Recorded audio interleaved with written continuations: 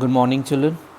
Today we will start a very first chapter of chemistry, that is periodic properties. In class 9th, we have studied about periodic table, and there we have learned why periodic table was made, what was the history of periodic table, and all these stuff. Now, here in class 10th, we'll study about periodic properties. Why elements show similar chemical properties after a regular pattern or after a regular interval. And the little bit knowledge of periodic table is required here, that what we have done in class 8th and 9th. Like, first group of elements are called alkali metals. Second group of elements are called alkaline earth metals. 17th group elements are called halogens,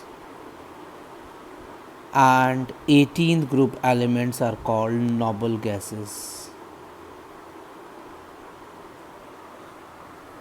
This is one thing we should all know before we come to this concept of class 10th periodic properties.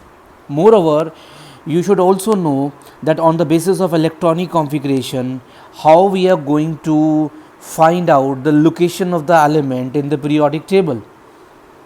Moreover, with the help of electronic configuration, we should know that a particular element is a metal or a non-metal or a metalloid or a noble gas. Like, I can give you one example. Like, I'm taking a case of a calcium. Calcium atomic number is 20. Electronic configuration is 2, 8, 8, 2. Now, how many shells are there with calcium atom? There are 4 shells. So 4 shells means the calcium will lie in 4th period. Out of 7 period, we have total 7 periods in periodic table. So this is first period, this is second period, this is third period, fourth, fifth, sixth, and seventh. So calcium is going to come in the 4th period. Moreover, in which group it will lie, and that will come to know from the valence electrons. Valence electrons are 2, so it means the calcium will come in the second group, and this is the second group. So calcium is here, you can see it is coming in the 4th period and second group. Moreover, that because it has 2 electrons in the outermost shell, it is a metal. Elements which have 1 electron, 2 electron, or 3 electrons in their outermost shell, they are generally come in a category of metals.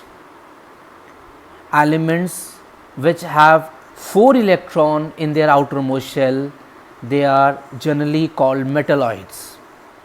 Elements which have 5 electrons, 6 electron, or 7 electrons in their outermost shell, they are called as non-metals. And elements those who have 8 electrons in the outermost shell, they are called noble gases. So these all kind of stuff we have already studied in class 9th. Now we are coming to class 10th concept, that is periodicity. What are periodic properties? And just now I have told you there are some elements that they show similar properties, and especially when they belong to the same group. Like, if I'm talking about elements of first group, hydrogen, lithium, sodium, potassium, and so on. So all these elements, they have one thing common, that is they all have same number of electron in the outermost shell, and that is 1. That is why they all belong to first group, first of all. Second thing, they all show similar chemical property. Why? Because their outermost shell contains same number of electrons. and this property is called periodicity. And the same thing if I discuss in 17th group, you see 7 electron outermost shell, 7 electron, and then 7 electrons. That is why they are coming in 17th group, or you can say 7a group. According to Mendeleev's periodic table, they all belong to 7th A group. According to Henry Moseley, they belong to 17th group. So they all have 7 electrons in their outermost shell, so they show similar chemical property, and such type of I should say phenomena is called periodicity. Now, how many types of periodic properties we have? So there are around 13 periodic properties which are there on your screen, and out of them first 6 properties are most important. You get 1 or 2 questions every year out of these 6 properties, and one by one we will discuss all the properties, and if you will focus on these 6 properties, then you will not find any problem in rest of the properties from property number 17 to 13. So here is the first property, atomic size or atomic radius. So first of all, we should understand what do you mean by atomic radius. You know how radius is defined in mathematics? In the same way we are defining radius here. If you take a distance from the center of the nucleus till the last shell, it is called atomic radius or atom size. And I must tell you, there are more than 115 elements or 120 elements are there. All elements are made of atoms, but all atoms are not same. Some elements they have smaller size atoms, some elements they have bigger size atoms, and that we are going to discuss in this first periodic property, that is atomic radius or atomic size. See, what is the definition here? It is the distance between the center of the nucleus and the valence shell. That's what I have located in the diagram. Now there are 2 pics you can see on the screen. Here I have discussed all the elements of same group, that is group number 1. But see, the size of hydrogen is very small. Then we have lithium, little bit bigger. Then we have sodium, and then potassium, and then rubidium, and then cesium. And cesium is having a largest size of atom. Why it is happening so? You can clearly see that at every level, if you are coming down in a group, at every level there is one shell increment. Here we have only 1 shell, then we have 2 shells, then we have 3 shells, then we have 4 shells, then we have 5 shells, then we have 6 shells.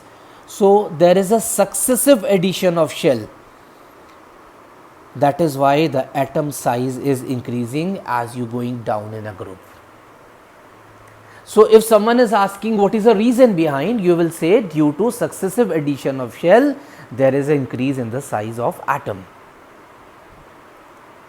Now we will discuss the same property in a period.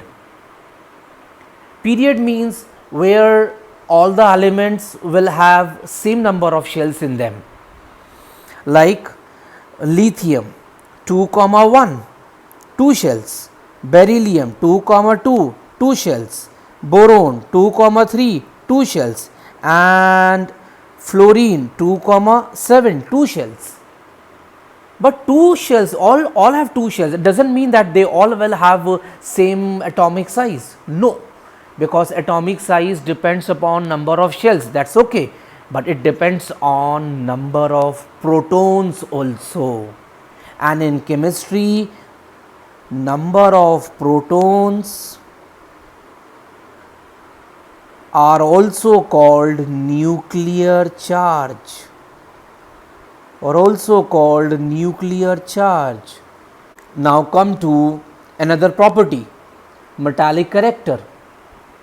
So if someone is asking which particular metal is a good metal, how will you differentiate between, if suppose someone is named two metals before you, A and B, so how would you judge that particular metal is a good metal as compared to the other one? It's very easy.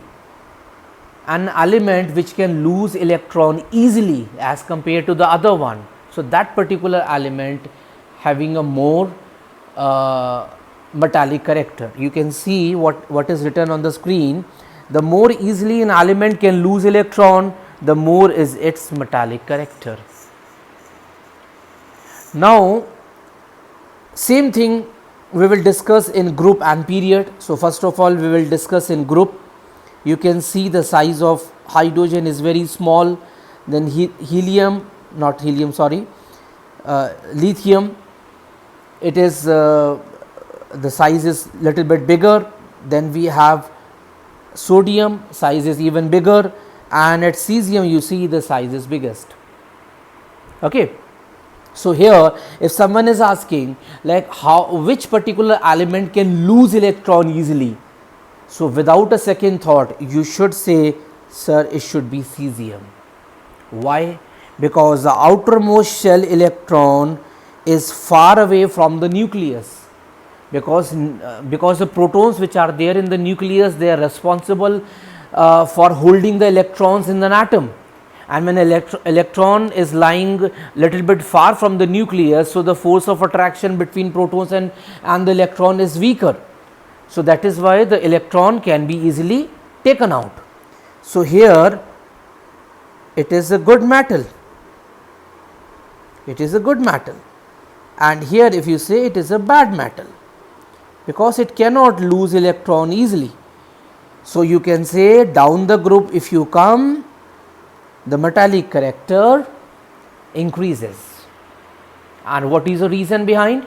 Because atomic size is also increasing, because number of shell is increasing.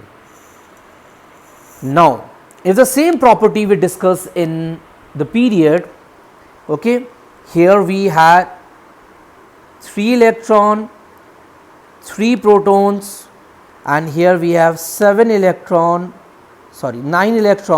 and 9 protons. Okay, so here the size is very small, so here to take out the electron will be difficult, but here to take out the electron is easy in case of lithium. So lithium is a good metal and fluorine is a bad metal, rather you should say it's not a metal, it's a non-metal. So metallic character, if you move from left to right in a period, it decreases. Now we are coming to third periodic property, that is non-metallic character. And how will you judge that particular element is a good non-metal or not? You know, non-metals are concerned to gaining of electron.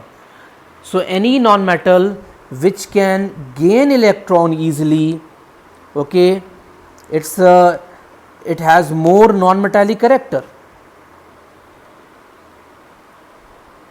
So now if you discuss the same property in a group, so electrons, you see electron has to come inside. Now this is an opposite case of the previous case, it is an opposite case, electron has to come out, it's incoming electron. Now which particular element will be able to attract the electron easily?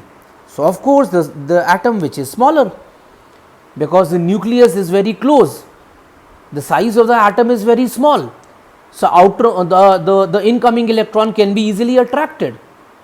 So it means this is a good non-metal and it is a worst non-metal. So if you go down in a group, non-metallic character decreases.